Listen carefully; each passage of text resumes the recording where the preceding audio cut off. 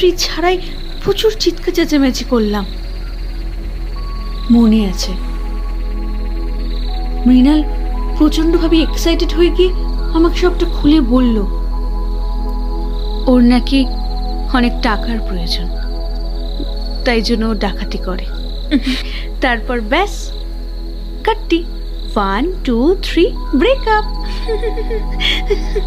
Breakup করে ভালোই করেছো, আমি হলেও ঠিক তাই করতাম।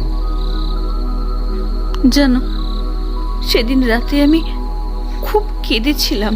মন খারাপ করো না রাই, এখনো তো সারাটা জীবন বাকি আছে, তাই না? তাই বাবা, কি গরম এখানে। উফ, কেন, তোমার ঘরে গরম নেই? না, আমি তো এসিতে থাকি। মাপে ছোট হলো, বেশ ঠান্ডা কিন্তু। উফ, ওই ঘরে আবার এসি? তুমি এসি ঘরে